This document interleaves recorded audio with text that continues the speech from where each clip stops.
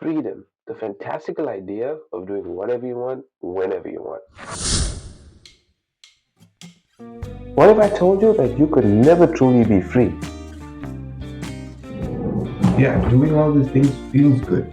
But freedom isn't just doing what pleases us, but rather it's impossible for us. No matter status, wealth, publicity, we're always going to be bound by something. Health, time, age, responsibilities, even our own desires. These limitations prove that freedom is just an illusion. You see, true freedom is bound by absolutely nothing. It's absolute, it's unrestrained. This is something only God has, you see. This age goes for me,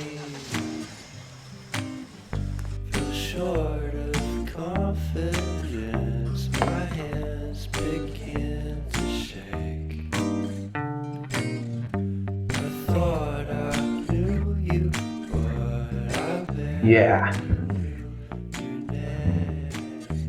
While many critics argue that Christianity is mind controlling in a set of restrictive rules that suppresses who we are, but that truly just misses the core truth. You see, in Christ, we don't follow God because we have to, but because we're free to. Freedom in Christ means choosing not to sin, not out of obligation, but because of transformed desires and clarity on what truly brings freedom. Now, some might respond, doesn't that mean if you're free that you can sin? That's true, but that's like asking a prisoner if he wants to stay in his cell. You see what I mean? You see, when you're in Christ, you start to see that sin isn't freedom. In fact, it's actually bondage, it's slavery. See, people don't go to the clubs because they're truly free, but it's a desperate attempt to escape.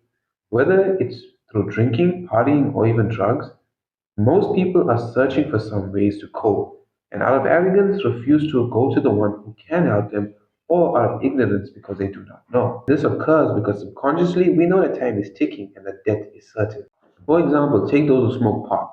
They don't really do it because they like the feeling, but rather the feeling helps them numb or run away from the pain or traumas, boredoms, or fears. Even when people say, I just do it for fun, fun is, like everything else, a tool for distraction more than actually an end goal.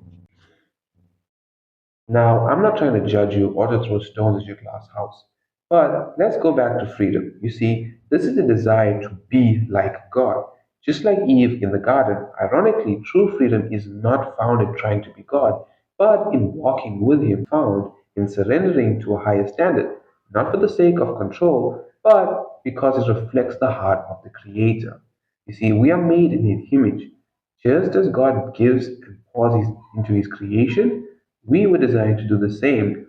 True freedom is not about glorifying self, but it's about reflecting God by pouring upward in worship and outward in love, not to puff God's pride, but because it leads to the kind of life and community where love and justice thrives.